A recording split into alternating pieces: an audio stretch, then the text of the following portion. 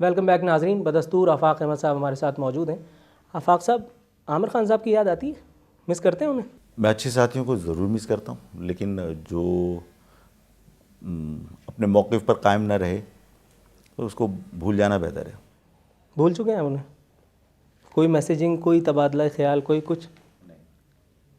बड़ी दुखी सी मुस्कुराहट आई है आपके चेहरे पे, नहीं, क्यों? मैं इसलिए कह रहा हूँ कि आपके क्वेश्चन जो है ना वो इररेलेवेंट क्वेश्चन है, इसलिए कि जो शख्स छोड़ चुका वो छोड़ चुका, और जो शख्स अब दूसरी पार्टी का हिस्सा है उस पर डिस्कस करना मेरे लिए मुनासिब नहीं है। अच्छा, डॉक्टर जुल्फ़िकार मिर्ज़ा जब लंदन रवाना हुए थे तो आपको तो बड़ी खुशी हुई होगी क्यों? कि वो जिस एजेंडे की तकमील के लिए गए हैं गालिबन वो कोई रंग लाएगा, मगर सारी हज़रतें खाक में मिल गई। देखो, अगर आपके जहन में ये है आरफीन कि अगर वो अल्ताफ़ की दुश्मनी में गए इसलिए मैं खुश था, नहीं। वो वहाँ से बैठ के जो दहशतगर्दी हो रही है अगर उसके ख़ात्मे के लिए कोशिश कर रहे थे, इसलिए मैंने उनकी हिमायत की और मैंने उनकी मदद भी की। मैंने उनको बहुत सारे एविडेंस भी दिए, इसलिए कि मैं चाहता हूँ कि किसी तरह वहाँ बैठ कर जो लगामें हिलाई जा रही हैं और शहर में दहशतगर्दी की जा रही है और मुल्क की सालमियत को दाव पर लगाया जा रहा है, उसके ख़िलाफ़ जुल्फ़िकार मिर्ज़ा साहब ही नहीं और भी बहुत सारे लोग काम कर रहे हैं, उन सब की मैंने हिमायत की है। सुना है कुछ दिनों में आप अपने पीर मुर्शिद के साथ कोई जॉइंट प्रेस कॉन्फ्रेंस भी करने वाले हैं, डॉक्टर जुल्फ़िकार मिर्ज़ा साहब? ना वो मेरे पीर मुर्शद हैं, ना मैं उनका पीर मुर्शद हूँ। हम अच्छे दोस्त ज़रूर हैं और क्योंकि मौक़िफ़ हम दोनों के एक नुक्ते के ऊपर कि कराची में अमन होना चाहिए, मुल्क के ख़िलाफ़ होने वाली साजिशों का ख़ात्मा होना चाहिए, उस सिलसिले में ज़ाहिर है हम मुश्तरका जद्दोजहद कर सकते हैं और कोई हर्ज नहीं है। और मुश्तरका प्रेस कॉन्फ्रेंस कोई ऐसा नहीं है कि कोई खुदा न खास्ता बुरी चीज़ है, लेकिन तय नहीं है। अगर मैं उनके पास गया तो यकीनन ज़ाहिर है मीडिया से जब मैं बात करूंगा तो वो मेरे साथ होंगे, और अगर वो मेरे पास तशरीफ़ लाए तो मैं उनके साथ हूँगा प्रेस कॉन्फ्रेंस में। अच्छा, ये बड़ी हैरतनाक बात नहीं है? इमरान खान ने अल्ताफ़ हुसैन साहब के साथ एक सो कॉल्ड जद्दोजहद का ऐलान किया था। वो स्कॉटलैंड यार्ड गए और उन्होंने इधर मुलाकात की, उधर मुलाकात की, पता नहीं कितने बक्से सबूतों के गर्क समंदर हो गए, उसके बावजूद भी कुछ नहीं हुआ। जुल्फ़िकार मिर्ज़ा रवाना हुए, वो भी अपने साथ ये तान तोबड़ा लेकर के गए, लेकिन वहाँ पे फिर भी कुछ नहीं हुआ। तो आपको लगता है कि मतलब कोई ये इतनी बड़ी साजिश है कि जो बैनुल-अक़वामी क़ुव्वतें भी अल्ताफ़ हुसैन साहब के ख़िलाफ़ कोई काम करने से डर रही? देखिए, कुछ चीज़ें ऐसी हैं कि जिन्हें हमें रियलाइज़ करना चाहिए, समझ लेना चाहिए कि देखिए वो अल्ताफ़ हुसैन अब पाकिस्तानी शहरी नहीं है, बरतानवी शहरी है। बरतानिया को इससे कोई दिलचस्पी नहीं है कि पाकिस्तान में वो क्या बदमाशियाँ कर रहे हैं या उन्होंने क्या दहशतगर्दी मचा रखी है।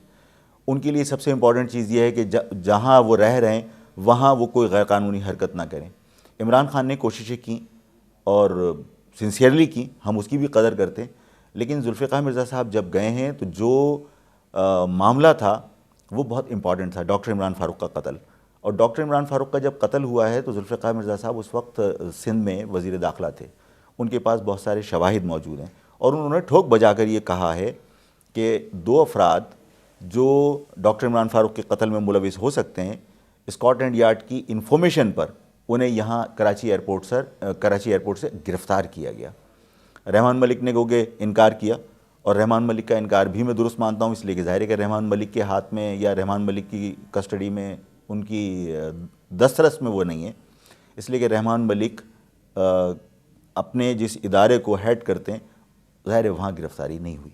वहाँ डॉक्टर इमरान फ़ारूक के कत्ल के हवाले से अगर जुल्फ़िकार मिर्ज़ा को शवाहिद लेकर गए हैं और डॉक्टर जुल्फ़िकार मिर्ज़ा अगर बरतानवी गवर्नमेंट को या स्कॉटलैंड यार्ड पुलिस को इस बात पर कन्विंस करने में कामयाब हो जाते हैं कि डॉक्टर इमरान फ़ारूक के कत्ल में मुत्तहदा कौमी मूवमेंट की लीडरशिप या अल्ताफ़ हुसैन मुलविस हैं, ज़ाहिर है ये मैटर करती है। बरतानिया अपने मुल्क में कोई क्राइम नहीं चाहता, वो चाहे दुनिया में अल्ताफ़ हुसैन दहशतगर्दी करते रहें।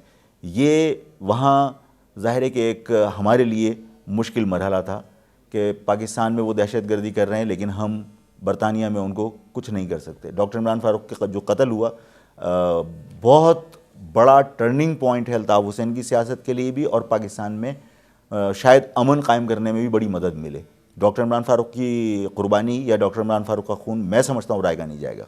आप बहैसियत मजमूई अगर मैं अभी तक देखूं तो अगर मैं ये इल्ज़ाम आयद करूं आप पे तो आप इसको किस तरह से रिफ्यूट करेंगे कि आप एक इनसिक्योर लीडर हैं जो इस वक्त लांडी में तो बैठा हुआ है, हाँ। मगर उसे 50 तरह के ख़तरात हैं, वो पुलिस से भी खाइफ है, वो रेंजर्स की अदम मौजूदगी का रोना भी रो रहा है। आप मसीहा हैं महाजिर अवाम के, महाजिर अवाम के मसीहा को इतनी इनसिक्योरिटी, यानी एक इनसिक्योर लीडर लोगों को क्या सिक्योरिटी देगा? आरफीन देखें, ये कह देना कि आफाक अहमद खौफज़दा है या आफाक अहमद जो है वो खाइफ है, ये नहीं है।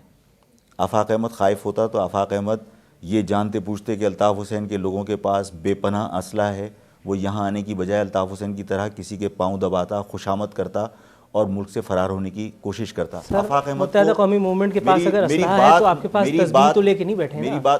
मेरी बात मुकम्मल करने दीजिए, मैं आपको बताता हूँ तस्बीह लेके बैठा हूँ या मैं क्या लेके बैठा हूँ। अगर आफाक अहमद अल्ताफ़ हुसैन की तरह भागना होता तो आफाक अहमद 8 साल पहले जब गिरफ़्तार हुआ उस वक्त भी पेशकश हुई, आफाक अहमद चला जाता अगर उसको अपनी जान की परवाह होती। आपको इस बात का शायद एहसास बाद में हो कि मुझे, आपने ये कहा कि मैं खौफज़दा हूँ, अवाम मुझे ये समझती है कि आफाक अहमद खौफज़दा नहीं बहादुर आदमी है और अवाम को बहादुर आदमी की ही ज़रूरत है। आप महफूज अपने आप को बनाने के लिए यहाँ मौजूद किस आदमी का नाम आपने अवाम रखा है, मुझे ज़रा मिलवा तो दीजिए, क्योंकि बाहर जहाँ मैं आ रहा हूँ वहाँ ऐसा कुछ नहीं है।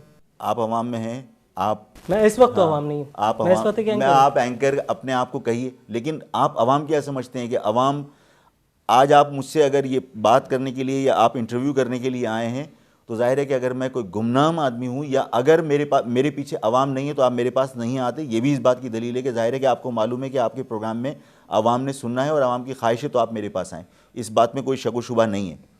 और मैं मतलब आपसे अगर ये कहूँ कि जनाब आपके प्रोग्राम को अगर अवाम ने देखना ही नहीं होता तो आप कभी भी अहमकाना हरकत नहीं करते मेरे पास आने की, ठीक है ना।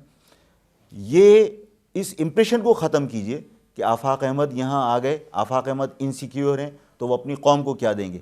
आफाक अहमद अपनी कौम को ये साबित करना चाहता था, मैंने अपने कंसर्न ज़रूर शो किए कि जनाब यहाँ दहशतगर्दी हो सकती है या यहाँ पर मुसल्लह लोग हैं। मैंने अपना फ़र्ज़, सुन लीजिए मेरी बात, मैंने अपना फ़र्ज़ अदा किया है ये बताकर कि जनाब यहाँ पर ये सूरत हाल है। लेकिन इसका मकसद ये नहीं है कि आफाक अहमद खौफज़दा है। आफाक अहमद को ये साबित करना था और आवाम को मोटिवेट करना था कि अगर हमने आज हिम्मत नहीं की, अगर आज हमने अपनी आइंदा आने वाली नस्ल के लिए अपने आप को इस खौफ की फ़िज़ा से बाहर नहीं निकाला तो आज आप जिस तरह सर झुका के जी रहे हैं उससे ज़्यादा बुरी ज़िल्लत की ज़िंदगी आने वाली कौम गुजारेगी इन्हीं दहशतगर्दों के हाथों। ये साबित करने के लिए मैंने अपने आप को ख़तरे में डाला। इसका मकसद ये नहीं कि मैं खौफज़दा हूँ और आवाम इससे मोटिवेट होगी, लोग इंशाअल्लाह ताला बाहर आएंगे। ठीक नाज़रीन, आफाक अहमद साहब के साथ गुफ्तगू का सिलसिला जारी रहेगा मगर एक वक्फे के बाद।